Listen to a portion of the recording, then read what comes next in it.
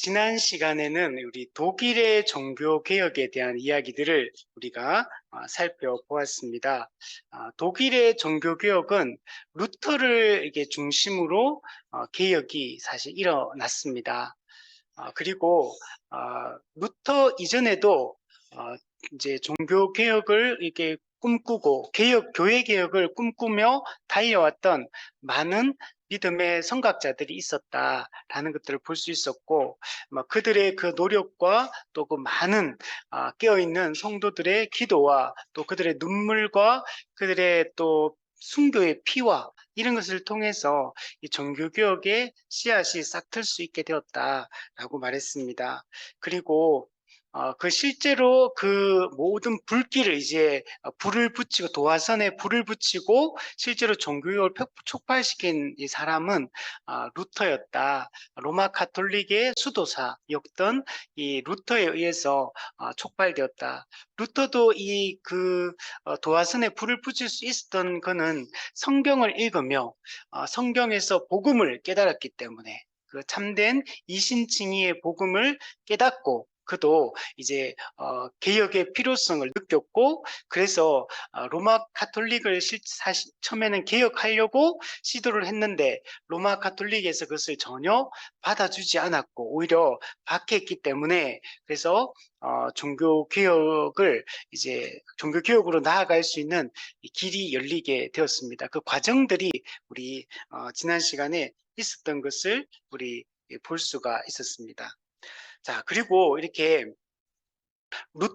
그리고 루터 동시대에 쯔빙글리, 스위스의 또 쯔빙글리가 루터와 동시대에 또 했었고, 또 마틴 부처 또 종교개혁을 같이 이렇게 동시대에서 하고 있었습니다. 물론 이제 부처나 또는 그 쯔빙글리 같은 경우는 루터의 영향을 많이 받아서 그렇게 종교개혁을 같이 이렇게 각 지역에서 이렇게 했었습니다.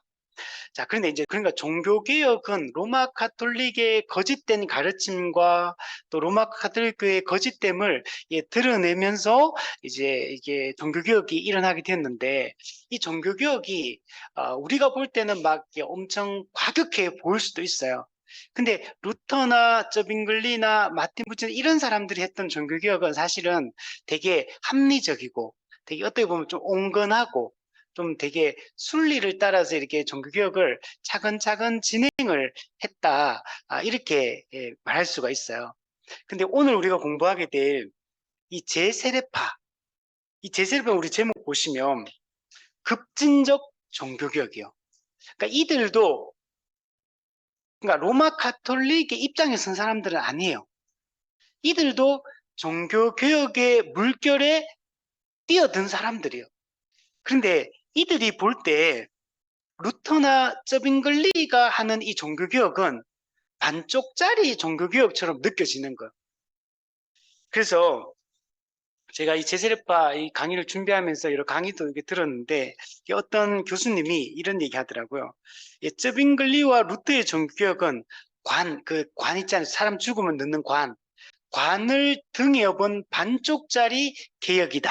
이렇게 이 이 제세례파 사람들은 그렇게 생각했던 거예요. 그러니까 그들이 볼 때는 좀 하려면 확실하게 좀 개혁을 하지.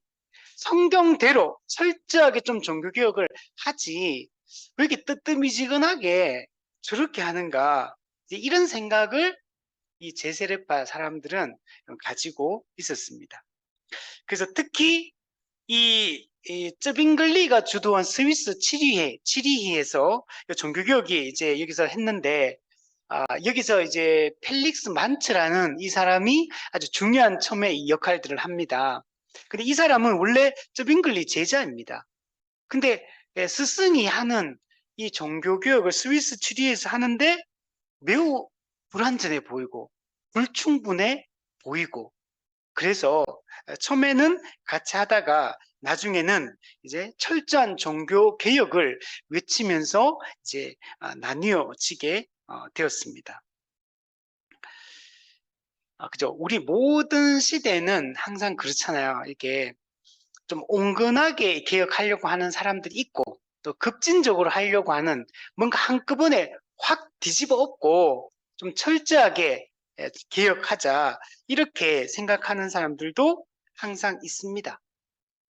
그래서 모든 시대에는 이런 급진적 개혁을 추구하는 사람들이 항상 있어요. 그럼 오늘날은 없겠습니까? 오늘날 우리 교회 안에도 이런 급진적 개혁을 원하는 사람들이 항상 한편에는 있어요. 그래서 이 제세례파를 보면 되게 배울 점도 많아요, 사실은. 좋은 점들도 많이 있고, 그러나 또 잘못된 방향으로 너무 극단적으로 흐르는 이런 흐름이 또 이 안에 있습니다. 그래서 이 제세례파 같은 경우는 그 종교개혁 당시에는 칼빈도 루터도 쩌빙글리도 또 로마 가톨릭도 모두 다 이 제세례파를 싫어했어요. 제세례파는 개신교로부터도 엄청 이렇게 탄압을 받았고 로마 가톨릭으로부터도 탄압을 받았고 제세례파는 로마 가톨릭도 비판하고 또 당시에 루터나 이런 쯔빙글리의 이런 종교개혁도 아주 이제 비판을 많이 했습니다.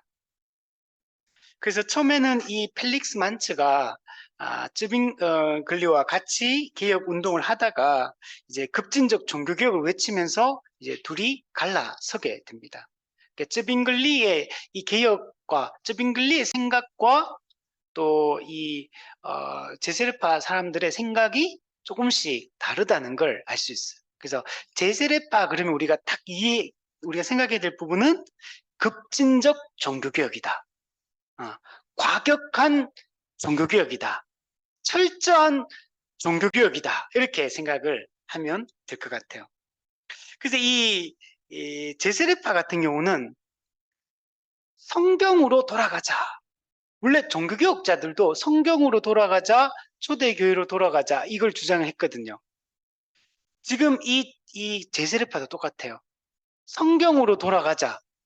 그리고 초대교회처럼 우리가 그런 삶을 살자. 그래서 제세례파는 대개 성경을 문자적으로 받아들이고 성경에 있는 그대로 좀 살려고 좀 생각을 많이 했던 사람들이 이 제세례파입니다. 그래서 제자도를 되게 중요시하고 실제로 삶을 사는 걸 되게 중요시하고 또 신앙 고백을 되게 중요시합니다. 그래서 나중에 나오지만 유아 세례를 반대해요. 왜냐면 유아는 자기가 신앙 고백을 스스로 못 하잖아요. 스스로 믿음의 결단을 못 하잖아요. 그래서 이거는 안 된다. 성인 세례. 자기가 스스로 죄 고백을 하고 스스로 신앙 고백을 하고 스스로 결단할 수 있는 이런 사람들의 믿음과 이런 사람들의 세례만 올바른 세례다. 그래서 유아 세례를 반대를 합니다. 그래서 성인들이 직접 자기 신앙을 분명하게 공개적으로 고백할 때만 이 신앙을 믿음으로 진짜 인정하고, 네. 그렇죠. 일리 있죠. 이 말이 오늘 우리가 가르치는 것과 종교개혁자의 가르치는 것 매우 비슷하죠. 그러니까, 그래서 이게 그러니까 다 틀린 게 아닌 거예요. 그러니까 제세례파가 처음에 이렇게 시작할 때 많은 내용들을 보면은 이렇게 되게 정말 신앙생활 바르게 하려고, 순수하게 하려고 애를 쓰고 있구나. 정말 바르게 살려고 애쓰고 있구나. 라는 것들을 많이 느낄 수가 있습니다. 근데 이제 문제는 있어요. 나중에 가보면. 성경을 너무 문자적으로 지키려고 하는 이런 게 있어요. 성경을 그 의미를 우리가 받아들이고 또 이렇게 해야 될 이제 부분들도 많거든요, 사실은.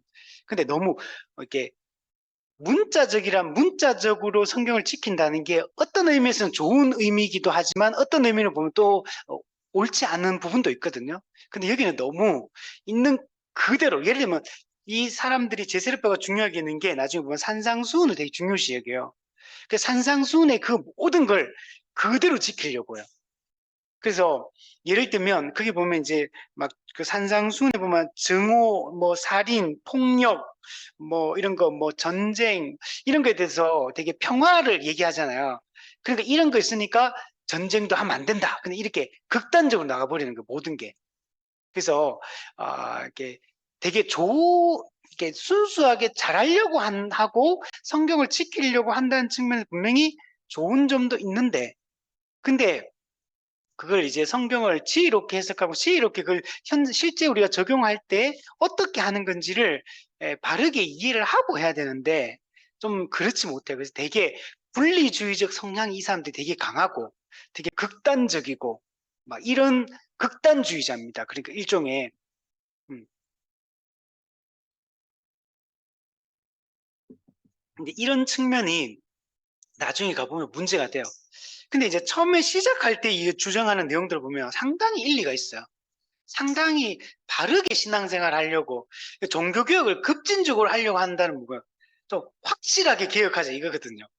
로마 카톨릭이 워낙 잘못되어 있었기 때문에 확실하게 좀 철저하게 확실하게 성경으로 우리 돌아가서 초대교회처럼 정말 순수한 이런 신앙생활을 우리 하자. 실제로 지금도 이 제세례파의 영향을 받은 공동체들이 아직도 많이 있거든요. 한국에도 있더라고요. 한국에도 있어요. 근데 많진 않은데, 그러니까 상당히 이해가 돼요. 이 사람들이 하는 거 보면. 오히려 저는 이거 오늘은 준비를 하면서 좀 은혜를 많이 받았어요. 반성도 많이 돼. 어떤 측면에서는. 아, 정말 이 사람들이 이런 마음들, 또 할 의도들, 이런 것들 우리가 좀 배울 점이 많다. 그러나 우리가 또 경계해야 될 부분이 많아, 이분들이. 그래서 우리가 이걸 좀 잘 분별을 하는 것이 여러분 중요합니다. 그래서 급진적 종교개혁, 철저히 성경으로 성경적 개혁을 하자. 이게 그러니까 루터와 쯔빙글리의 그 정도의 개혁으로 안 된다. 그래서 불충분하다. 더 확실하게 교회를 개혁하자. 이게 원래 종교개혁의 모습입니다. 자, 그런데 밑에 보시면 이 제세례파는 교회와 정부의 완전한 분리를 이게 요구합니다. 그러니까 정교 분리, 엄격한 정교 분리, 교회, 그다음에 국가, 정부의 완전한 분리를 이야기를 합니다. 그러니까 세속적 권력을 의지한 종교개혁을 반대를 하는 겁니다. 왜 이렇게 됐냐면 그 당시는 중세 사회 자체가 교회와 그 정부, 그러니까 그 당시에 세속 권력자들이 이게 분리돼 있었습니까? 중세 사회는 그냥 완전히 일치돼 있잖아요. 그런 사회였고 오히려 교황권이 황제권보다 더 강하게 영향을 미치고 있는 이런 시대거든요. 그러니까 이게 종교가 분리될 수 없고 그 당시에는 그 유럽 사회가 무슨 종교가 뭐 불교도 있고 이슬람교도 있고 뭐 또 물론 이슬람은 그 당시에 침공하고 하긴 합니다. 근데 막 각 종교가 막 여러 개가 막 종교의 자유 그러면서 있는 그런 시대가 아니잖아요. 그냥 전부 다 그냥 교회인 거예요, 전부 다. 그러니까 이게 분리가 안 되는 사회고 그러니까 교회 일과 정부가 교회와 아주 긴밀하게 연결되어서 모든 사회가 지금 이렇게 운영이 되고 있고 돌아가고 있는 이런 시대거든요. 그러니까 이런 시대니까 종교적 문제와 이 종교적 문제가 정부와 상관이 없을 수가 없어요. 이게 다 연결되어 있거든요. 그래서 실제로 이적 잉글리도 루터도 칼빈도 어떤 교회에 문제가 생기면요. 이거 누구하고 의논을 하냐면 시의회와 우리로 따지면 이제 정부와 교회 문제를 가지고 이단의 문제든 어떤 문제가 발생하면 시의회가 이런 문제들을 다 다루어요. 의논하고 이거 어떻게 처리했습니까? 왜냐하면 그게 분리가 안 되니까 밀접하게 연결돼 있기 때문에 그렇게 이제 어떤 문제들을 해결해 나가고 이런 사회거든요. 근데 이제 제세례파 입장에서 봤을 때 특히 펠릭스 만체가 볼 때 쩌빙글리는 스승인 쩌빙글리가 하는 거 보니까 그렇게 하고 있는 거예요. 그러니까 불만인 거죠. 왜 우리에게는 최종 권위인 성경이 있는데 성경에 근거해서 교회가 스스로 판단하고 스스로 결정하고 스스로 선택하고 하면 되지. 왜 이걸 시의회하고 왜 정부하고 이걸 의논해가지고 교회 문제를 왜 거기하고 의논을 하느냐. 그러니까 이런 게 마음에 들지 않는 겁니다. 교회가 그러니까 이 사람들은 나중에 보면요. 국가로부터 교회가 완전히 독립돼 있기를 원해요. 그러니까 국가를 좀 부정합니다, 사람들은.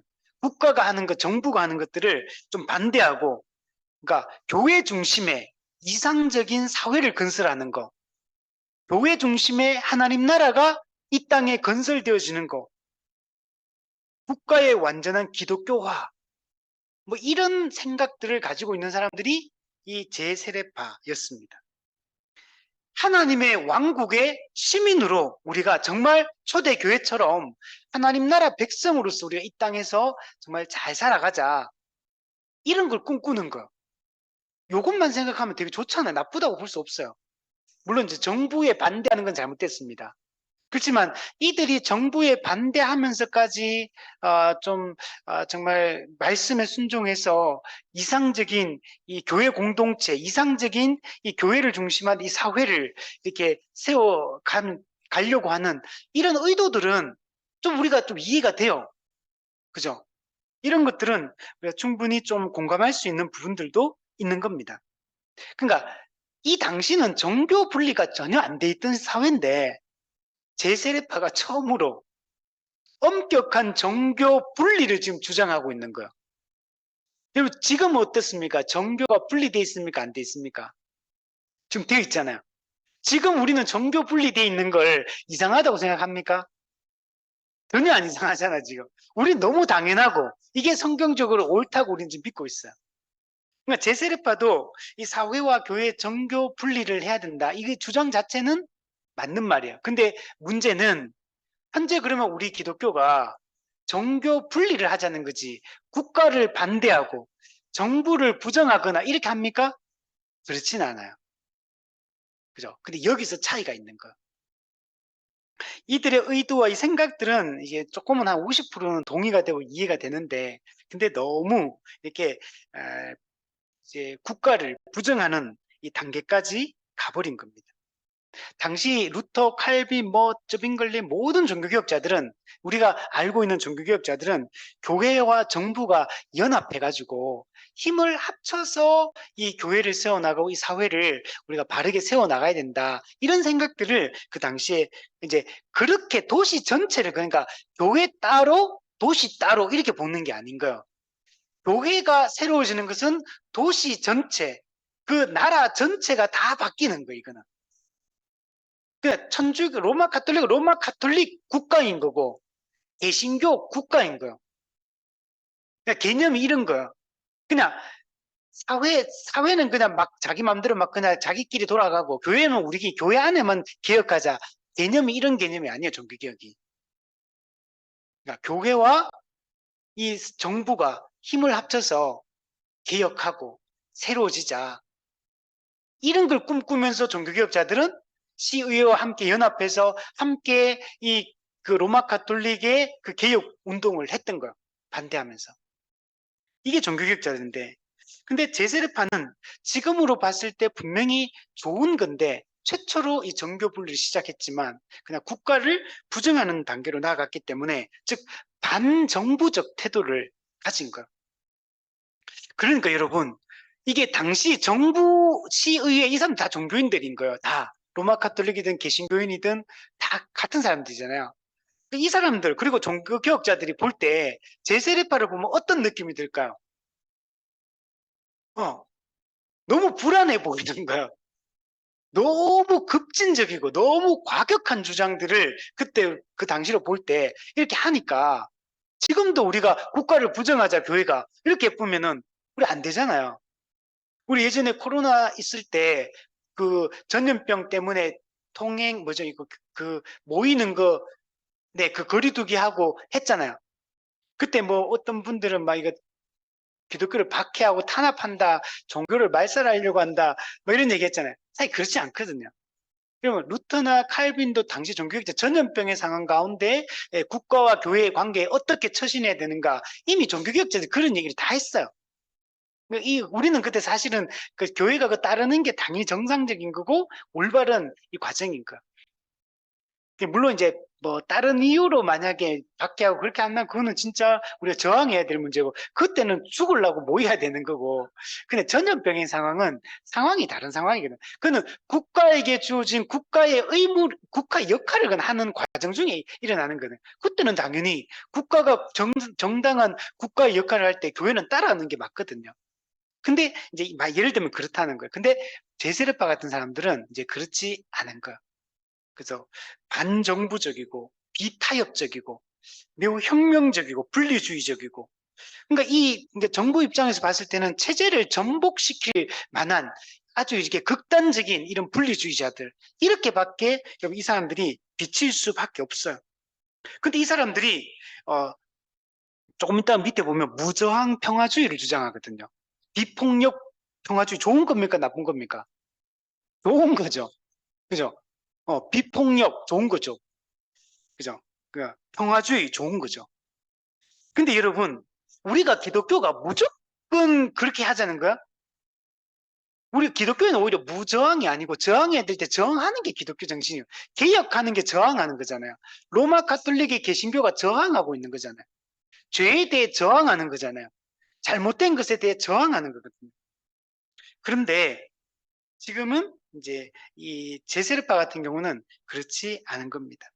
특히 이 당시에 당시 시대적 상황이 어떤 거냐면 그 이슬람 오스만 투르크 이 사람들이 지금 유럽을 막 침공하려고 하고 막 지금 전쟁이 위험 속에 있던 그 15세기 말에 위험한 그런 시기였거든요. 그러면 이때는 이제 당장 이제 오스만 투르크하고 전쟁을 해야 될 수 있어요. 이 사회 유럽 사회가. 근데 막 전쟁 반대 이렇게 막 무저항 비폭력주의 이런 거 주장하니까 정부 입장에서는 이 사람들이 달갑겠습니까? 그죠? 그러니까 반발할 수밖에 없는 거예요. 그래서 이 개신교로부터도 그렇고 나중에 뭐 로마 가톨릭도 그렇고 이 제세례파 사람들을 정말 많이 죽입니다. 너무 그들 입장에 봤을 때 너무 극단적인 사람들이고 이 체제 자체를 교회와 이 국가의 체제 자체를 전복시킬 만한 매우 위험한 아주 아주 우리로 따면 요즘 보면 뭐 그냥 뭐 우리가 뭐 매우 진보적인 사람들 있잖아요. 극단적인 그런 주장을 하는 이런 사람들 이런 사람들로 비치게 되는 거예요. 근데 나중에 가면 또 어떤 문제가 발생하면 극단적 종말론으로 막 나가요, 이 제세르파가. 그러니까 초기에는 안 그랬는데 이게 나중에 가면 이제 극단적인 종말론 막 직접 하나님의 직접 계시, 직통 계시 막 이런 거 막 주장하게 되고 나중에 좀 있으면 나오는데 정말 이상한 제세례파도 크게 보면 평화주의 제세례파가 있고 또 하나는 급진주의 제세례파가 있어요. 그래서 나중에 급진주의 제세례파들이 아주 이상한 방향으로 또 많이 나갑니다. 그러니까 이런 상황이었기 때문에 정말 박해를 탄압을 받을 수밖에 없습니다. 이 제세례파는 산상수훈을 되게 중요시 여겼고, 그래서 산상수훈의 그 뜻을, 그 가르침에 따라서, 이런, 무저항, 비폭력주의, 이런 걸, 이렇게 주장했고, 또 전쟁에 참여하는 것도 반대했고, 그리고 오늘날 따지면 뭐 집총 거부, 뭐 양심적, 뭐 병역 거부, 뭐 이런 거 있잖아요. 이런 거 하겠죠, 지금 같은 시대는. 그리고 이 사람들 이렇게 되니까 국가나 전쟁 이런 다 싫어하잖아요. 그러니까 전쟁 반대, 또 국가에 대한 또 맹세 있잖아요. 맹세. 또 어떤 국가에 대한 서약, 교회에 대한 서약, 뭐 맹세 이런 거, 맹세 서약 이런 거 엄청 싫어요. 또 국민이 또 국민이 또 국가의 어떤 시민 선서 이런 거 이렇게 하잖아요. 이런 거 다 반대합니다. 그 당시는 이런 게 되게 중요한 시대거든요. 근데 이 제세르파는 이런 것들을 다 반대했습니다. 자, 그리고 밑에 보시면 유아 세례를 이들은 반대를 합니다. 유아 세례를 거부하고 믿는 자의 세례로서 세례를 다시 줬어요. 다시. 제세례를 이들이 시행했기 때문에 우리가 제세례파다라고 이렇게 이야기를 합니다. 우리 그 위에 보면 제세례파 보면 영어로 보면 아나베프티스트 아나라는 말이 이게 다시라는 말이거든요. 베프티스트 침례를 다시 받는다.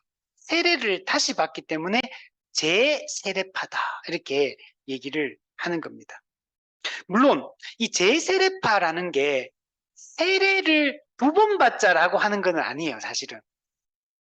그러니까 그 당시에 사람들은 로마 가톨릭도 그렇고 그 당시에 개혁자들도 유아 세례를 다 인정했거든. 유아 세례. 그러니까 유아 세례를 인정하고 나중에는 유아 세례 받은 사람 입교하잖아요, 우리가. 이제 이게 원래 그 정상적인 과정이었고. 그리고 오늘날에는 우리가 태어나자마자 모든 사람이 지금 사실 유아 세례를 받진 않아요. 근데 그 당시 중세 사회는 로마 가톨릭 같은 경우는 태어나면 무조건 다 받는 거예요, 이게. 이게 세례 받는 게 그 당시 시대로 봤을 때는 세례 받는 게 도시의 시민권을 얻는 거하고 똑같아요. 이게 개념이. 교회와 정부, 교회와 이 국가가 분리가 안 되는 거예요, 이게. 국가 전체가 기독교 국가이기 때문에. 그러니까 이게 세례 받는 게 곧 태어나면 무조건 받아야 되는, 모든 사람이 그걸 받아야 되는 그러니까 사회의 구성원으로 등록되는 어떤 시스템 자체가 이 교회에서 주는 세례인 거예요. 그러니까 이걸 이런 식으로 이렇게 하는 시대였는데, 근데 제세례파는 유아 세례를 반대하면 유아 세례를 반대하는 곧 국가를 부정하는 것과 이거는 같은 게 돼버리는 거예요. 사회의 구성원으로 이렇게 세워지는 등록하는 것을 이렇게 반대하는 것과 같은 겁니다. 그 유아 세례를 반대했던 아까 말처럼 자기 결단, 스스로 공개적으로 신앙 고백하는 게 없다. 자신의 스스로의 이 믿음의 결단, 이게 없는 상태에서 유아 세례를 받기 때문에 그거는 가짜다.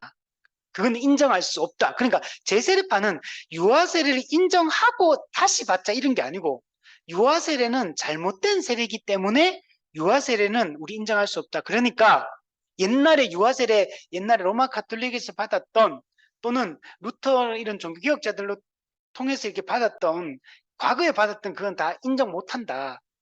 우리 세례, 믿는 자의 세례, 진짜 스스로 신앙을 고백하는 믿는 자의 세례, 이건 즉 성인 세례, 어른이 돼가 자기가 분명히 신앙 고백하고 나서 진짜 믿는 사람들이 이 세례를 받아야 된다라고 이렇게 주장을 했던 겁니다. 그래서 유아 세례를 이 제세례파 같은 경우는 신성 모독적 의식이다 이렇게 생각을 했어요. 저는 이거 성경에 유아 세례가 어디 있느냐? 성경대로 하자 이런 거예요. 성경대로 하자. 성경에 유아 세례가 어디 있냐? 이러면서 이걸 반대를 합니다. 그러니까 그 당시는 로마 가톨릭도 당시 종교개혁 개신교도 다 유아 세례를 주고 있는데 이걸 제세례파는 이걸 막 하지 말자 이렇게 하니까 되게 극단적이고 사회를 혼란시키고 교회를 분열시키는 이런 분리주의자의 이런 모습을 비칠 수밖에 없었던 겁니다. 그래서 밑에 보시면 이 펠릭스 만처와 그 추종자들은 라틴어로 진행되던 성만찬에 대한 문제를 제기하고 대중들의 언어 사용을 주장했다. 당시 로마 가톨릭은 이런 거 할 때 다 라틴어로 다 했거든요. 성경도 라틴어로 돼 있고 뭐 의식이나 미사도 다 라틴어로 하고 이렇게 했거든요. 성찬도 라틴어로 이렇게 하니까 대중 언어의 사용을 이거는 좋은 거죠. 우리도 맞죠. 성경도 모국어로 다 이제 각 언어로 번역을 해야 되고 예배를 설교도 각 그 언어로 자국어로 하고 성찬도 자국어로 하고 다 알아들을 수 있도록 이제 이거는 맞는 말이죠. 그러니까 어쨌든 이런 거에 대해서 다 이제 이 사람들은 반대를 했습니다. 그리고 이런 문제가 있을 때 쩌빙걸리는 이 문제를 치리시 정부에 회부했으나 이 펠릭스 만츠는 이런 방식에 반대를 한 거야. 그러니까 성찬을 이게 각 언어로 하자. 이거는 둘 다 인정한 거야. 쩌빙걸리도 만츠도 이걸 다 인정했던 거. 근데 왜 그걸 시의회하고 이걸 의논하느냐? 왜 이걸 정부하고 이걸 의논하느냐? 교회가 이거는 성경의 가르침에 따라 교회가 알아서 생각하고 판단하고 교회가 이거 바꾸면 되는 거지. 왜 이걸 정부하고 시의회하고 이런 걸 자꾸 하느냐. 이걸 반대하는 것. 그래서 이 과정에서 이 펠릭스 만츠와 그를 따르는 그 사람들이 이제 주간 성경 공부를 시작합니다. 이제 이런 사상들을 이제 계속 이제 생각을 공유하기 시작하는 거죠. 근데 이게 스위스 7위에서 이게 시작이 된 거예요. 그래서 이 사람들이 자기를 뭐라 부르냐면 스위스 형제단이다. 이게 이제 제세르파를 자기들이 최초에 처음에 세워질 때 스위스 형제단. 되게 이름이 멋지지 않습니까? 그죠? 스위스 형제단. 뭔가 되게 멋진 이런 표현 같아요. 근데 이렇게 할 때 어떻게 했냐면 세례를 다시 받잖아요. 세례를 주는데 어떻게 주냐면 목회자가 와서 세례를 주는 게 아니고 서로 주는 거야. 서로 세례를 이렇게 주고 이렇게 시작을 해요. 그 나중에 보면 제세례파도 목사가 있고 지도자가 있어요. 근데 우리처럼 그 종교개혁가들이 이해했던 직분에 대한 이해하고는 좀 달라요. 이 사람들은 우리 개신교도 루터도 만인 제사장주의도 주장하고 또 이거 직분의 중요성도 강조하고 다 하거든요. 근데 여기도 직분을 인정을 하긴 하는데 근데 우리처럼 목사의 권위를 인정하지 않아요. 종교개혁자들처럼 인정하지 않고 성직자에 대한 그 당시로 봤을 때는 성직자에 대한 그런 게 되게 좀 뭐랄까 권위가 좀 낮아요. 중요성을 크게 안 둬요. 이 사람들은 만인 제사장주의를 주장했거든요. 맞죠? 이 말은 맞죠. 만인 제사장주의 자체는 맞아요. 로마 카톨릭은 잘못된 의미로 성직자와 평신도를 구분했고 그걸 계급처럼 이렇게 이해를 했다면 그게 반대해서 모든 성도는 하나님 앞에 다 만인이 다 제사장이다. 이제 우리가 그렇게 얘기를 했고 이 제세르파도 그걸 다 인정을 하는 거예요. 근데 이 만인 제사장주의를 올바른 의미로 그걸 이해한 게 아니고 그냥 각 성도 개인이 어떤 그 권위를 너무 높여버리는 거. 교회는 직분의 통치를 통해 교회가 다스려지는 게 원래 성경적인 거거든요. 그래서 직분의 역할과 직분의 그 중요성이 강조가 돼요, 원래는. 개혁가들은 그걸 다 강조를 했거든요. 근데 여기는 그런 직분을 인정은 하지만 직분이 별 권위를 주지 않는 그냥 각 성도 개인들에게 권위를 너무 많이 부여해버리는 이런 오류를 낳아요. 그러니까 오늘날 이렇게 생각하는 사람 되게 많거든요. 되게 많아요.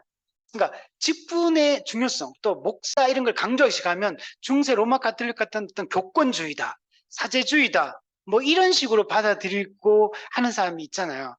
사실 개신교는 그런 건 아니거든요. 근데 이걸 잘못 조금 오해를 한 겁니다.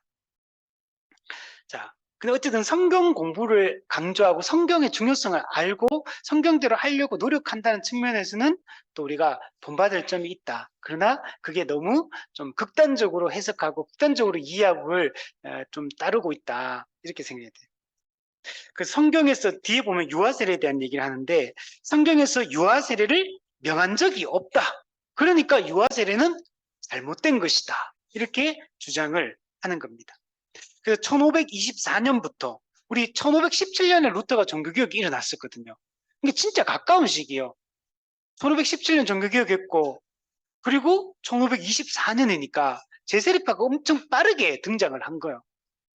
이 스위스 형제단은 유아 세례를 공개적으로 비판하고 1525년 믿는 자의 이 세례, 성인 세례를 주장하며 다시 세례를 받았다. 그리고 이들이 이 제세를 아까 말했죠. 제세를 받을 때 서로 막 서로 세례 주고 나서 세례를 줬어. 이걸 해버린 거야. 이걸 이 추리 시의회가 알게 돼요. 그래서 제세례를 받은 그날 밤 추리 시의회는 제세례파를 체포하라는 명령을 내리게 되고 이때 펠릭스 만처와 또 많은 추종자들이 체포가 되게 됩니다. 그리고 1526년 사형 선고를 받습니다. 그리고 실제로 이제 사형을 죽습니다. 이 당시는 아까도 얘기했지만 이단이 그 당시로 봤을 때는 이 사람은 이단이거든. 이단 극단적인 이런 사람들이니까 이단이거든요. 그 기존에 있는 이 개신교 당시의 개혁교회 이 교회를 부정하고 있는 거거든 지금. 정상적인 다수의 이 종교개혁가들을 다 그들에게 불평하면서 그들을 다 부정하고 있는 이런 모습이거든요. 그래서 이렇게, 그러니까 이 시의회가 봤을 때, 당시의 교회가 봤을 때 매우 위협적인 거예요. 사회를 정말 이 혼란에 빠뜨릴 수 있는 진짜 불순 세력처럼 느껴지는 게 지금 이 제세례파였습니다. 그래서 그게 이제 제가 찾아보니까 이 사람들을 이렇게 표현할 때 위험한 이단이다. 또 뭐 정치 사회적 안정을 위협하는 존재다. 종교적 극단주의를 주장하는 자들이다. 이런 게 당시에는 제세례파가 그렇게 비쳤던 거예요. 지금 우리가 제세례파를 처음에 저도 딱 공부했을 때 저는 예전에 잘 모를 때 제세례파 얘기 들으면 무조건 나쁜 거 이렇게 생각했거든요. 근데 제세례파에 대해서 제가 이제 제대로 배우기 시작하고 해보니까 상당히 왜 이들이 이렇게까지 하려고 했는지 이해되는 측면이 많은 거. 그 당시 시대적 상황 속에서 매우 잘못된 것들이 많다 보니까 정말 바르게 하려고 이들도 나름 노력한 거예요. 자기 나름으로. 그리고 또 철저하게 개혁하고 올바른 신앙을 이렇게 세우려고 하는 이런 의도에서 이들이 시작이 된 거예요. 근데 여러분, 지난 2주 전에 그때 했을 때 했던 것처럼 이 교회사를 공부해보면 모든 게 작용 반작용입니다. 앞에 것에 대한 이 반대를 하면서 새로운 주장을 하고 그 새로운 주장을 하는 거 보면 다 일리가 있어요. 다 이해가 되고 공감이 돼. 근데 조금 지나잖아요. 또 극단적으로 흘러가고 변질이 되고 왜곡이 되고 또 그러면은 여기에 대한 반작용이 일어나가 또 새로운 또 물결이 일어나요. 처음에는 또 이해가 돼. 그 처음에 일어나는 거 보면. 근데 거기에 대한 또 다른 또 반작용이 또 일어나요. 이게 교회사의 흐름이에요. 그래서 우리는 그 당대 그 시점에 살고 있는 게 아니잖아요. 우리는 지금 이건 역사 속에 이미 다 이루어진 일이고 우리는 이걸 진짜 전체적으로 다 살펴볼 수 있는 시대에 사니까 우리는 이런 걸 살피면서 오늘 우리는 어떤 방향으로 가는 게 좋겠다. 그러니까 이미 앞서간 세대들이 앞으로 우리가 신앙생활하고 교회생활할 때 닥치게 될 수많은 문제들이 있잖아요. 이미 그 모든 문제들은 이미 앞시대 사람들은 다 경험했던 문제들인 거야. 초대 교회 때부터. 그러니까 새로운 어떤 이단 사상이나 새로운 어떤 뭐 이상한 주장들이 잘 안 나와요. 예전에 그 비슷한 비스무리한 게 항상 있어, 앞에 보면. 거기에 이런 것들 살피면서 오늘 우리가 가야 될 길들을 우리는 바르게 모색할 수가 있는 겁니다. 여러분, 그래서 이 제세례파는 로마 가톨릭 구교 또 개신교 신교 25년 동안 박해를 받습니다. 신구교에 의해서 개신교와 로마 가톨릭에서 수천 명이 제세례파 사람들이 죽임을 당하게 됩니다. 이때 당시에 로마 가톨릭이 기독교인들을 죽일 때 보통 어떻게 죽였습니까? 많이 그 당시에 했던 게 뭐냐면 화형이에요. 화형. 우리 얀 후스도 화형 당하고 많은 사람 화형을 당하거든요. 그럼 여러분 제세례파를 사형시킬 때 어떤 방법을 썼을 것 같아요? 음. 이 사람들은 제세례를 주장했잖아요. 그러니까 침례입니다. 침례. 제세를 좀 침례하잖아요. 그러니까 익사시켜서 죽여요. 이런 거 이상한 자꾸 제세례 주장하니까 그러면 너 한번 당해봐라 하고 죽일 때 익사시켜서 죽여요. 그리고 또 화형시키는 경우도 있고 또 목 빼는 참수형도 있고 또 사지절단하는 것도 있어요. 우리 옛날에 조선시대 때도 우리 능지처참해가 찢어 죽이는 이런 게 있었죠. 그게 정말 많이 제세례파도 핍박을 많이 받습니다. 근데 우리가 이제 여기서 배울 점은 이게 이게 성경에서 말하는 개혁이라는 게 이게 뭔가 분명히 잘못된 거에 대해서 저항하고 개혁하는 게 맞는데 그게 사람들이 동의할 수 있고 공감할 수 있는 그런 방식이지 극단적으로 또 막 기존에 있던 뭐 모든 걸 막 뒤엎는 방법으로 이런 식으로 하는 거는 잘못된 거. 그죠? 예수님이 그죠? 이 땅에 오셔서 하셨던 게 막 체제를 뒤엎고 막 전복시키고 막 그런 식으로 안 하잖아요. 종교개혁가들이 로마 가톨릭에 반대하고 거기 또 그들의 공격이 있기 때문에 저항은 했지만 사회 자체를 막 어지럽히고 했다고 할 수는 없어요. 그 종교개혁가들이 그 싸움이. 물론 전쟁도 하고 막 했지만 그게 제세례파처럼 이렇게 한 건 아니에요. 그래서 우리가 이런 부분에 있어서는 우리가 주의해야 된다. 이런 것들을 우리가 좀 잘 생각을 해야 됩니다. 그래서 이 사람들은 뒤에 아까도 말했지만 개인적 결단 이런 걸 중요시 여기고 죄와 믿음을 공개적으로 고백하는 이런 믿는 자의 세례. 유아 세례는 스스로 신앙 고백을 안 했기 때문에 안 된다 이렇게 하면서 얘기했고, 그래서 제세례를 시행했고, 이들은 어떤 걸 꿈꾸냐면 교회는 알곡만 모여야 된다. 참된 신자들, 올바른 신앙 고백을 가진 참된 성도들로 구성된 교회가 되어야 된다. 이걸 아주 추구를 합니다. 물론 이것도 우리도 이런 거 추구하죠. 우리도 우리 교회 오는 모든 성도가 참된 믿음을 가진 분명한 신앙 고백을 가진 성도가 되기를 원하죠. 근데 안 그런 사람도 섞일 수 있는 거죠. 근데 이걸 제세례파는 되게 극단적으로 이런 걸 추구를 해요. 되게 막 철저하게 하려고 예를 많이 씁니다. 나중에 그 급진주의 제세례파 사람 보면 물어봐. 너 제세례 받을래 안 받을래? 저 안 받겠습니다. 그들도 죽여요. 제세례 받아라. 저 못 받겠습니다. 그러면은 제세례파 사람들도 제세례를 거부하는 사람들을 죽입니다. 극단적으로 이들도 가요. 근데 물론 제세례파는 다 그런 건 아니에요. 나중에 되면 평화주의 제세례파가 나중에는 정착을 합니다. 그 밑에 보시면 그래서 야만적이고 조롱을 당하는 죽음을 맞이했다. 이후 제세례파 지도자들에 대한 박해가 급속히 확산되었고 많은 지도자와 교사들이 수없이 희생되었고 이로 인해 오히려 제세례파 가운데 이단들이 잡초처럼 무성해졌다. 요거 중요한 거예요. 자, 제세례파는 초기에 있는 사람들은 그나마 좀 괜찮아요. 사람들이 초기에 제세례파에 이제 시작했던 사람들이 엄청 극단적이고 막 엄청 막 이상하고 막 그렇지 않아요. 오늘 우리 시선으로 보면요. 좀 되게 이해되는 게 되게 많아요. 초기 제세례파 지도자를 보면. 근데 이들이 그 당시로 봤을 때는 극단적인 종교 분리, 유아세례 반대 뭐 이렇게 하니까 그 당시는 매우 극단적으로 보이지만 오늘 우리 시대의 눈으로 보면 되게 이해가 많이 되는 측면이 많아요. 근데 그 당시는 안 그랬지만 근데 어쨌든 간에 그 당시에는 그렇게 안 비쳤기 때문에 극단적 분리주의자로 보였기 때문에 이들은 많이 이렇게 순교를 당하고 죽게 되죠.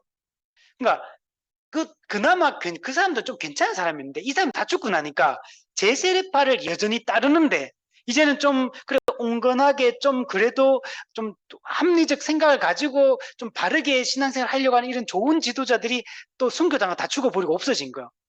그럼 어떻게 되겠습니까? 이상한 애들이 막 일어나는 거예요.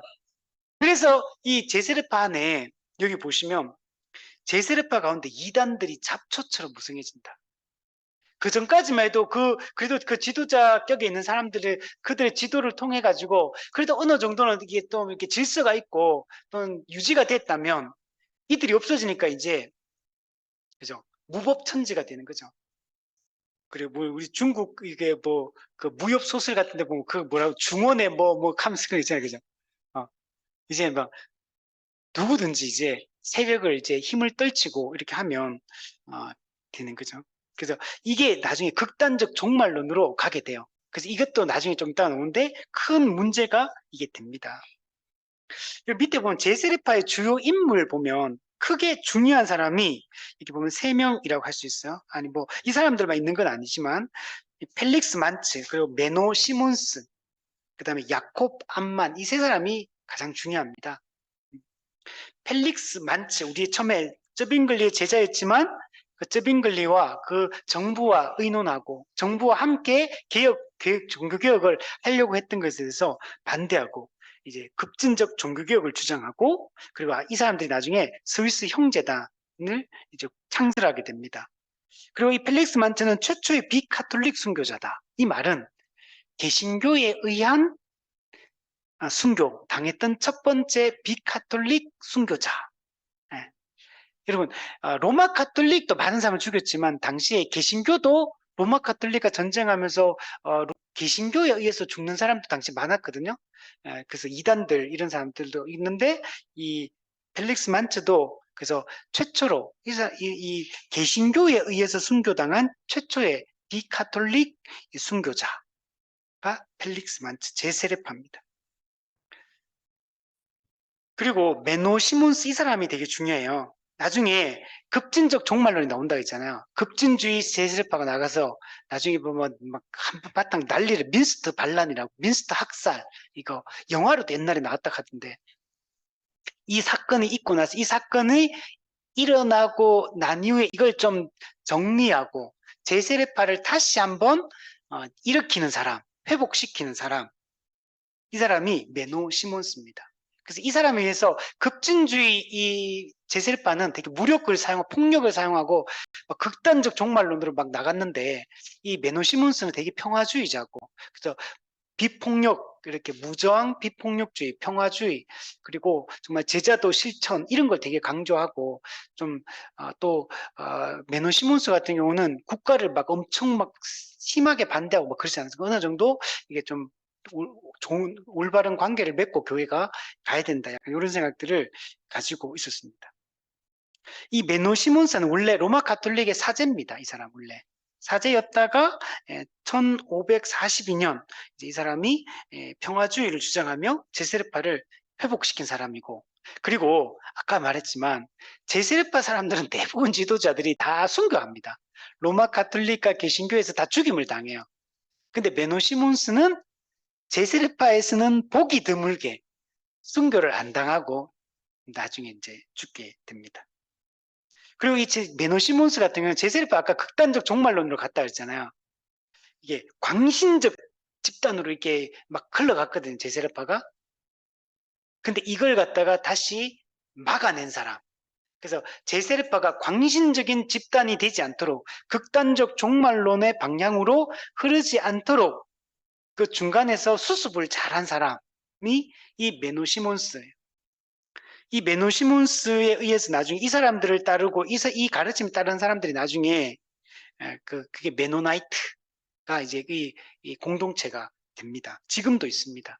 이 사람들 지금 미국의 그 펜실베니아 쪽에 이 사람들 집단적으로 이렇게 많아요. 이쪽에. 자, 그래서 이 메노 시몬스가 되게 중요한 사람이다. 그 밑에 이쪽이죠. 메노나이트 제세례파를 회복시킨 지도자다. 네. 자, 그리고 야콥 암만 이 사람은 이제 1644년 이 사람은 약간 시대적으로 이제 정통주의 시대 요때 이제 그리고 경건주의 시대까지 살았던 사람인데 이 사람에 의해서 아까 암만에서 나중에 아미시 공동체가 여기서 나오게 됩니다. 아미시 독일 미국 북동부 이 사람이 아미시 메노나이트가 아니고 아미시가 지금 펜실베니아에 있습니다. 여기서 많아요 미국에. 그래서 이 사람은 메노나이트가 나와가지고 좀 정리를 해가 잘 했다 그랬잖아요. 근데 이 야콥 이 사람을 따르는 사람들이 볼 때는 이 사람들은 그 메노 시몬스를 따르는 사람들 중에서 원래는 그들을 따르던 그 같은 사람들이요. 근데 더 보수적이요. 그래서 메노파에서 보수적인 제세례파를 이끌고 나와가 또다시 분리한 거예요. 그러니까 메노나이트보다 더 보수적인 사람들이요. 그래서 이 사람들 나 좀 이따 얘기하겠지만 생활이 제일 엄격합니다. 제일 그 초대 교회를 따르려고 노력하는 사람들이 아미시 공동체야. 이 사람들 완전 분리해가지고 철저하게 좀 이상적인 이 생활, 이상적인 어떤 신앙생활 이런 걸 꿈꾸는 사람들이 이 아미시 공동체입니다. 자, 그래서 이 사람들이 지금 이게 원래 독일에서 이 사람들이 있었거든요. 근데 이제 이 사람들이 나중에 미국으로 이주를 하게 되고 지금은 이제 펜실베니아 쪽에 많이 존재하고 있고 이 사람들은 문명을 좀 거부합니다. 문명. 편리함 이런 거 다 거부해요. 전화 이런 거 안 써. 수세식 화장실 이런 거 안 써. 이 사람들은. 지금도 안 쓰려고 해요. 엄청 현대 문명을 거부하고 이렇게 살고, 지금도 자동차 안 타고 마차 타고 다니려고 하고, 물론 다 그렇지는 않겠지만, 그래도 그래도 이렇게 하려고 애를 쓰는 사람들이 이 사람들이요. 제가 그 유튜브 중에 캐나다 트러커, 이제 한국 사람인데 캐나다 엄청 넓잖아요. 그 트러커 막 돌아다니고 하는데, 이 사람이 하는 일은 주로 이제 비료 이런 거 실어다 갖다 주고, 뭐 어, 작곡 이런 거 있잖아요. 뭐 이런 거 실어가 갖다 주고 곡식을 갖다 주고 하는데, 이 사람은 이런 거 하다 보면 이 사람들 전부 다 뭐 농업하거든. 이 아미시 공동 사람들은 다 이제 현대 문명 거부하고 자급자족식으로 자기들 집단 촌을 형성해가지고 이렇게 하는 사람, 공동체 생활 이런 식으로 하거든요. 자, 농업하니까 이 사람들을, 그 사람이 만날 일이 되게 많아요. 그래서 제가 그 트럭 유튜브 보면, 거기 가가 이 사람들 만나가 보면 옷도 이게 비슷해. 옷도 입은 옷도 뭐 모자 쓰고 이렇게 그들만의 옷이 있어요. 그 옷을 입고 그 공동체 들어가가지고 되게 좀 이렇게 집단 공동생활 이렇게 하고, 제가 알기로는 결혼도 그 안에서만 해야 되고, 이게 뭐 그런데 대부분은 이제 나이가 들어도 거기서 거기서 살고, 근데 소수의 사람들은 이제 현대 문명으로 이제 도시로 나간 사람도 있긴 있다 그러더라고요. 근데 대부분은 거기서 평생을 이제 그렇게 같이 살고 이렇게 한다고 얘기를 들었어요. 자, 그래서 이런 사람들이 중요한 인물들이 있다. 자, 근데 이제 현재 이 제세파 이 분파는 크게 보면 세 개 분파입니다. 조금 전에 메노나이트라는 사람도 있었고, 아미시 공동체, 야코브 암만을 따르는 또 더 보수적인 이 사람들이 있고, 또 후터파라는 게 있어요. 후트라이트.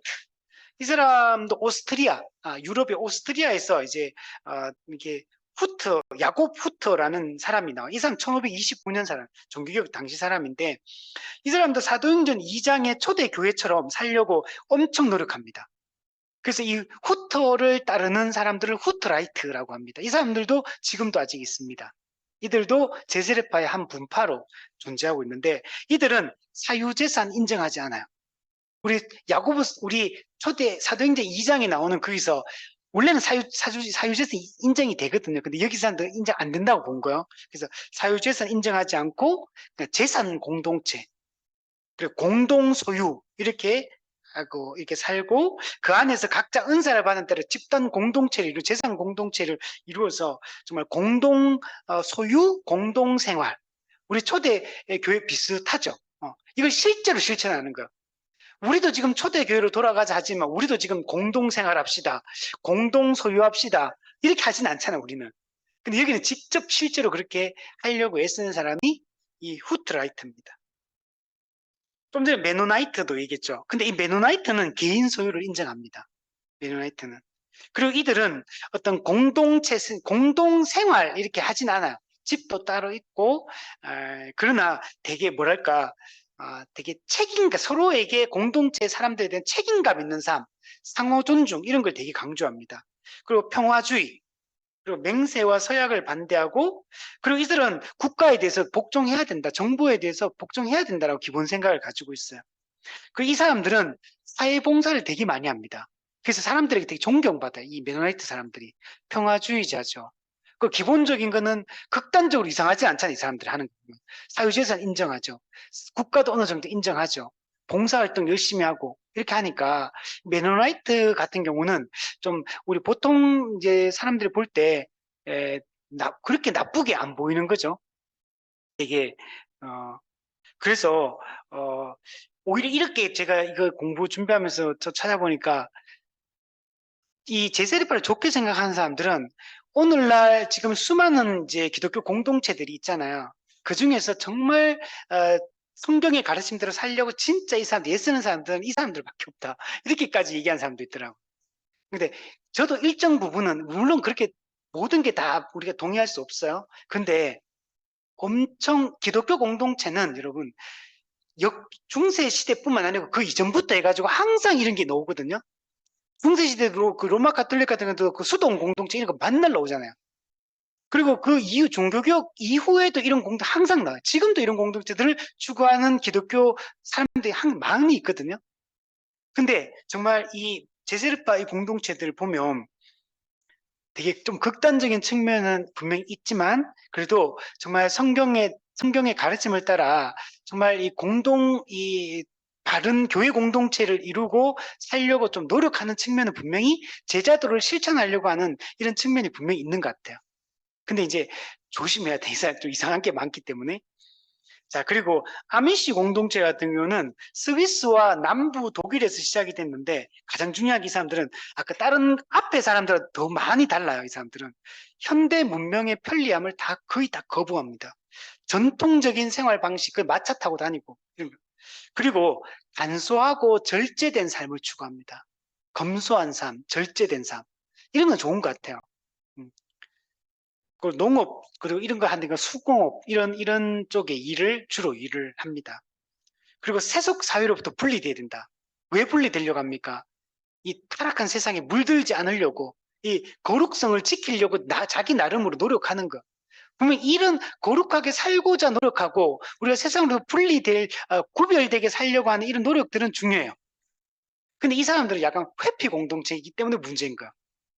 우리 기독교는 사회와 회피되는 게 아니죠. 사회와 타협해서도 안 돼요. 우리는 사회 속에 있으면서도 사회에서 구별되는 삶을 사는 게 기독교 공동체거든요. 근데 이 아미시 공동체는 약간 이 회피하듯이 이렇게 살고 있는 겁니다. 그리고 이 사람들이 중요한 게 영적 권위에 순종하는 거 되게 강조해요. 그래서 그 자기 공동체 안에서 이제 권위들이 있을 거잖아요. 그게 영적 권위에 순종해야 된다. 이런 거 되게 잘합니다. 그리고 엄격한 교회 징계를 시행해야 된다. 징계, 권징, 죄 지었을 때 확실하게 죄 문제 처리해야 된다. 이런 생각을 가지고 있어요. 이 아까 전에 이 아미시 공동체 같은 경우는 야콥 암만이 메노 시몬스의 가르침을 우리가 따르는 그쪽에 있다가 여기서부터 이제 분리가 나왔던 중요한 이유가 메노나이트 하는 거 보니까 권징을 똑바로 안 하는 거예요. 죄를 짓는데 징계를 철저하게 해야 되는데 이게 안 하기 때문에 여기에 되게 반발심을 가져요. 그래서 이 야곱 암만이 메노 공동체로부터 나오게 된 것도 이 징계와 관련해서 처음에 촉발이 된 부분이 있어요. 이게 되게 물론 그것만 있는 건 아닙니다. 더 엄격하게 이제 추구했기 때문에 이런 게 있어요. 그리고 이들도 마을 공동체를 이렇게 해가지고 또 나름 공동소유, 공동생활, 서로에 대한 책임, 또 나눔을 실천하고 서로 이제 사랑하며 살아가고 이런 것도 되게 초대교회 공동체와 같은 이런 삶을 살려고 애를 쓰는 사람들이다라고 말할 수 있어요. 자, 여기서 이제 조금 더 나가면 이제 제세례파라고 딱 지칭하기 어렵지만 17세기 영국에서 퀘이커 교도가 나옵니다. 퀘이커. 네, 퀘이커. 이 사람은 이제 영국에서 1650년 당시에 이 조지 폭스라는 사람이 이 운동을 제창했습니다. 이 퀘이커라는 말이 하나님 앞에서 벌벌 떤다 이런 뜻이거든요. 하나님 앞에서 벌벌 떠는 사람들, 퀘이커 교도. 이게 이런 사람이에요. 그러니까 이 벌벌 떠는 게 무서우고 벌벌 떤다기보다는 그 하나님 앞에 어떤 영적 체험, 어떤 경건한 신 앞에서 어떤 영적 체험하면서 뭐 떨고 뭐 이런 떠는 현상이 뭐 있었던 것 같아요. 하여튼 하늘 앞에 벌벌 떠는 사람들 뭐 이런 의미로 썼습니다. 근데 이 사람들이 보면 딱 제세례파다 이렇게 하기는 힘든데 제세례파의 영향을 많이 받아 이 사람들도 되게 급진적입니다. 그 역사적 이 기독교 역사적 교회 전통들을 거부합니다. 또 칼빈주의 그 예정론 예정설을 반대하고 또 원죄를 부정합니다. 이 사람들이 강조하는 게 어떤 일종의 명상 운동이라고 할 수 있어요.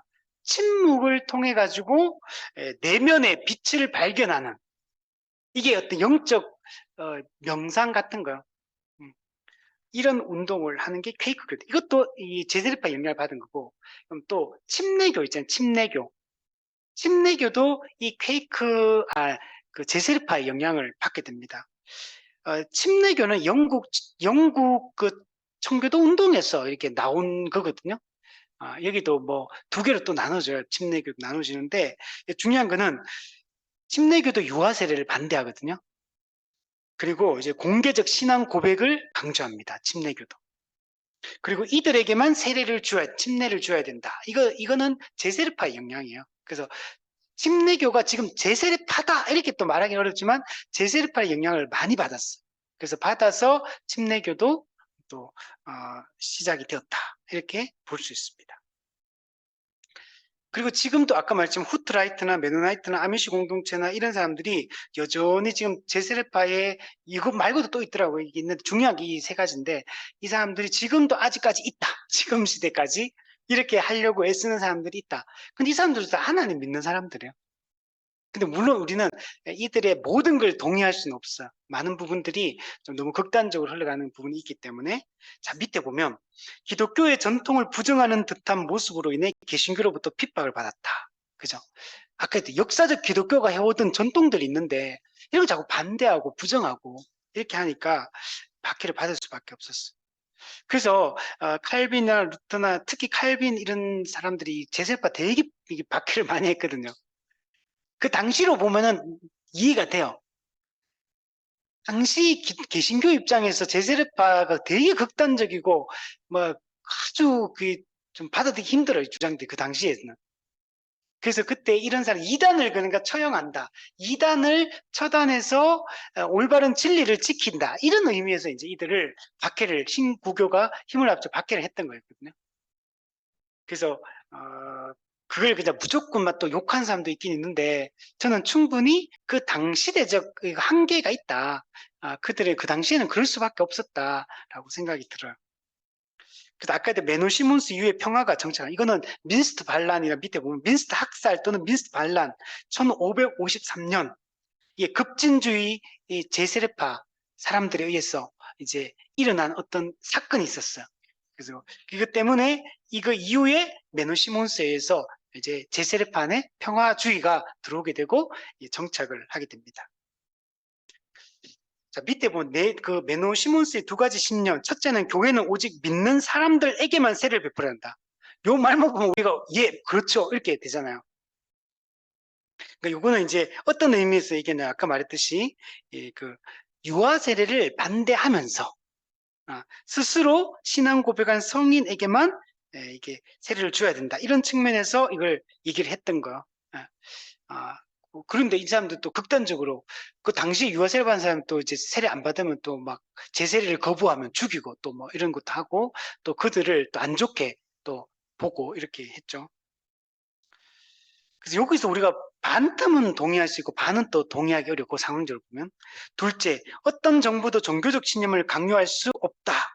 그래서 요거는 이제 정교 분리에 대한 얘기를 하는 거죠. 네. 엄격한 정교 분리. 이거는 우리 맞아요. 오늘날은 이걸 철저하게 하고 있죠. 그래서 오늘날 이게 되게 중요합니다. 제가 그 특강 종교개혁사라고 책이 있는데 제가 그 책에 보니까 요 얘기를 하더라고요. 요 얘기를. 교회와 국가는 오늘날 어떻게 관계를 맺어야 되는가 이걸 잘 정리해 놨더라고요. 그래서 거기도 이런 얘기를 해요. 밑에 보면 또한 성경의 근거에 성만찬 의식을 행할 때 신도들의 발을 씻어 주었다. 우리 예수님이 그때 제자들이 발 씻어 주잖아요. 성찬식 할 그때 그거 따라하는 것 같아요. 뭐 이거는 뭐 나쁠 건 없죠, 그죠? 뭐 메노의 추종자들은 성경을 문자적으로 그대로 순종하려고 했었다. 예. 그러니까 여기 아까 말했지만 이거는 분명히 좋은 게 맞아요.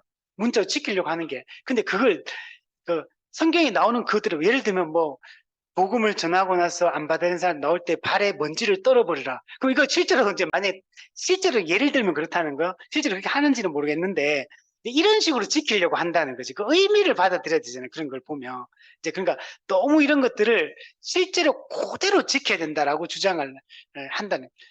만약 그렇게 하면 구약 성경 같은 경우 잘못하면 돌로 쳐 죽여야 되는 상황이 발생할 수도 있잖아요.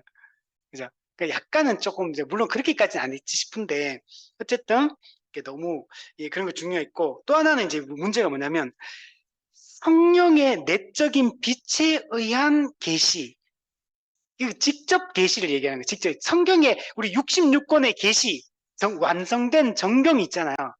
66권 이 계시를 진리로 믿고 이 66권의 가르침을 우리 그대로 이해하고 받아들이고 순종하면 되는데 그런 걸 강조하고 최종 권위 성경의 권위를 그렇게 강조한다기보다는 성령님의 직접 조명, 직접 계시, 내적 조명 이런 걸 강조하는 거. 그럼 이건 직통 계시가 되버려요. 직통 계시, 직접 66권의 정경이 완성된 이후에 이런 걸 주장을 하니까 문제가 많죠. 그 실제로 나중에 그 극단적 종말론으로 갔던 사람들이 이제 이런 주장들을 광신적 주장, 새로운 계시가 왔다 이러면서 이단들이 다 이렇게 하거든요. 오늘날 이단들도 그, 그 지도자들이 다 내 계시 받았다 이러고 시작하잖아요. 여기도 이제 그런 문제점을 가지고 있습니다.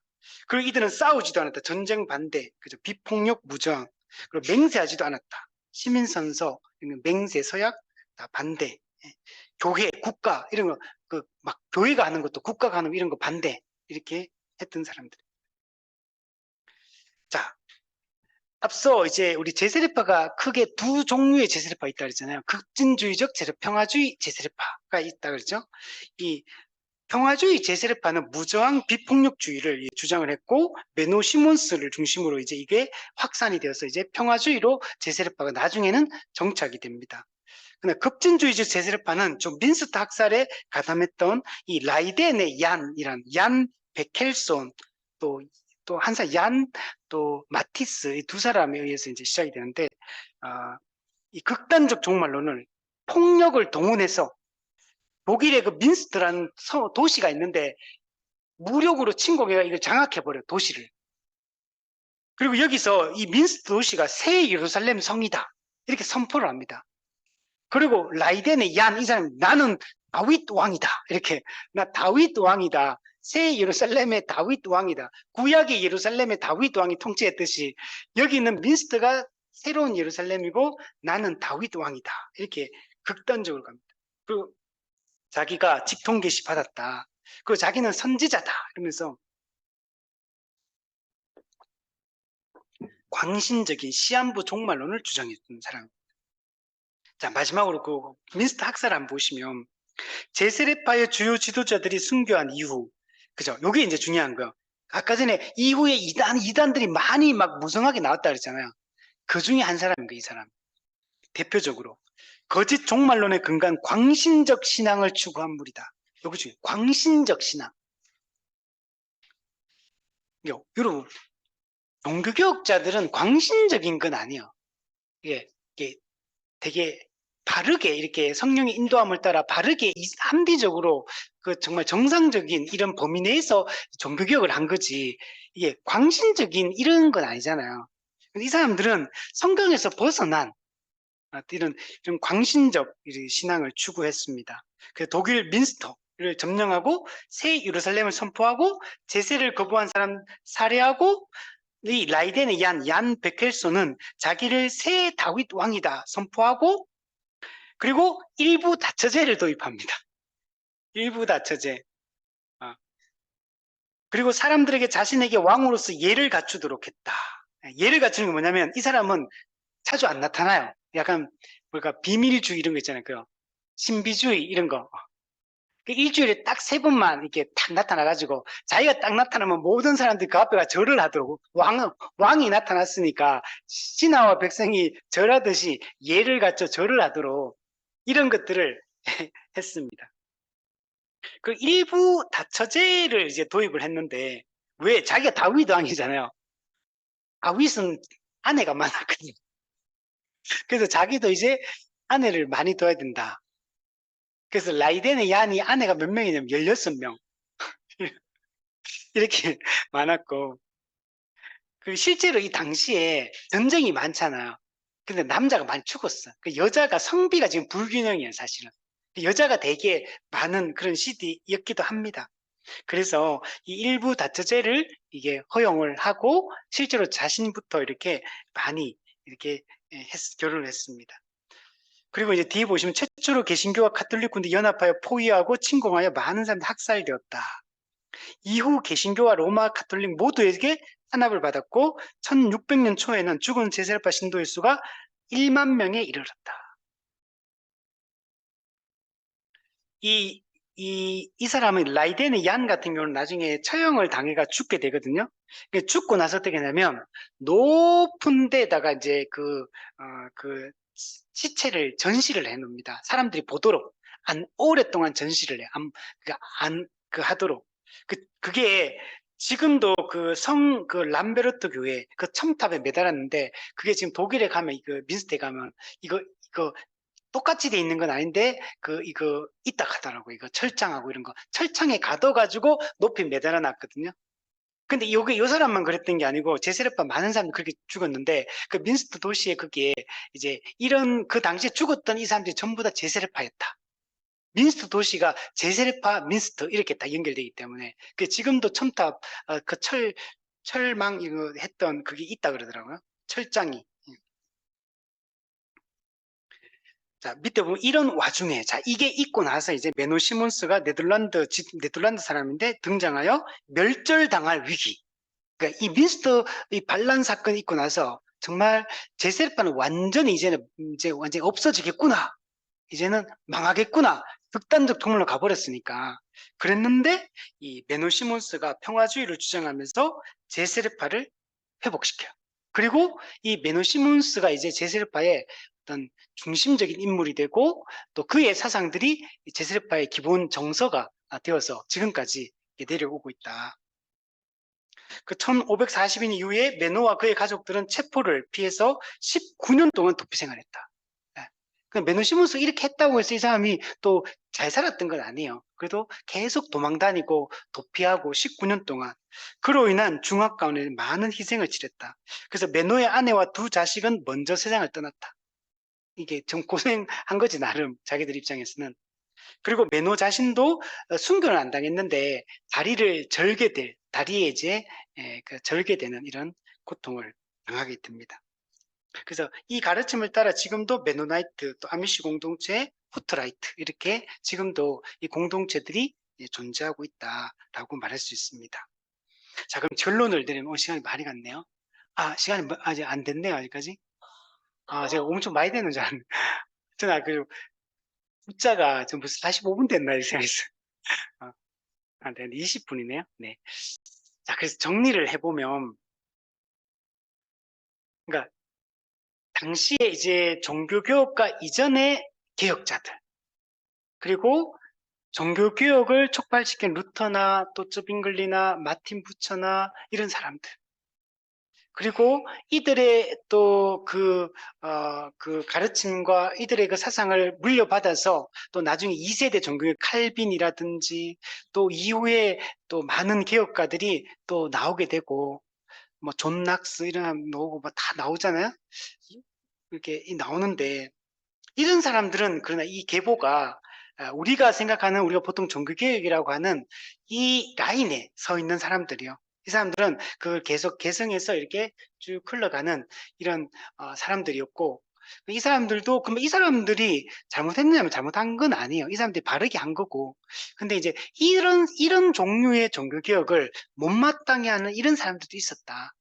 그러니까 한편으로는 로마 카톨릭 입장에 서서 종교개혁자들을 받게 했던 사람들도 있고 종교개혁가들을 따르는 사람들도 있고 또 이렇게 제세르파 같이 종교개혁가들의 이 개혁을 또 못마땅해 하고 불충분하다고 생각하고 더 급진적이고 더 철저한 이 성경개혁을 종교개혁을 시도하는 이런 종류의 사람들이 그 당시에 같이 있었다라는 것도 우리가 볼 수 있고 또 이 제세례파가 우리 앞서 얘기했던 것처럼 시작했던 좀 더 정말 성경에 있는 가르침대로 정말 제대로 해보려고 하는 그리고 그렇게 실제로 삶을 살려고 하는 이런 노력들 이런 것들을 우리가 분명히 본받아야 될 지점인 것 같고 이들은 그냥 세상과 적당히 타협하면서 이렇게 했던 사람들이 아니고 철저히 개혁하고 실제로 그렇게 그 추구하고 꿈꾸며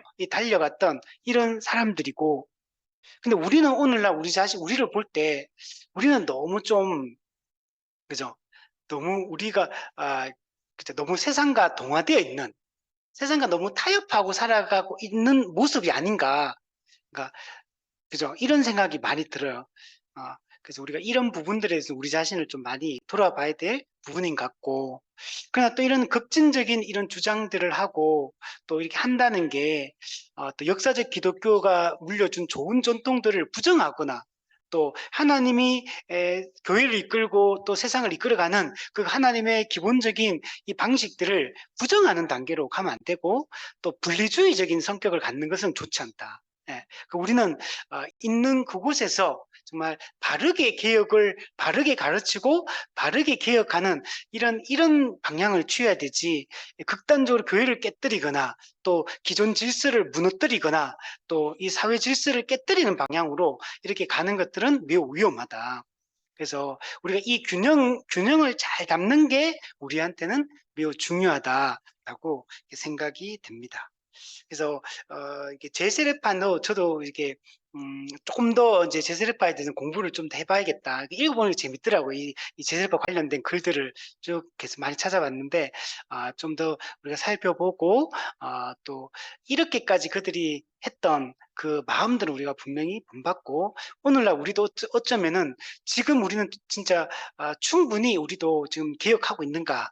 좀 돌아볼 필요 있을 것 같아요. 그래서 우리가 깨뜨리고 분열시키고 싸우는 방식이 아니라, 그러나 우리가 할 수 있는 선에서 우리가 정말 개혁하려고 하는 의지가 진짜 있는지, 그리고 우리는 어떤 방향성을 가지고 있는지, 올바른 방향성을 우리가 가지고 있는지 우리 자신들을 좀 돌아보고 좀 하면 좋겠다.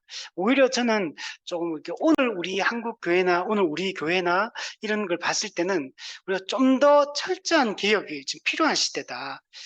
그죠? 좀 더 우리가 성경의 가르침들을 바르게 알고 좀 이렇게 개혁하려고 하는 노력들이 지금 필요한 시대가 아닐까라고 생각이 듭니다. 그래서 우리가 정말 성경이 말하는 성경적 교회, 그러나 극단적으로 흐르지 않는, 그러나 성경의 가르침을 따라 바르게 그 흐름을 따라가는 이런 개혁 운동들을 지금도 우리가 할 수 있으면 좋겠다라고 생각이 듭니다.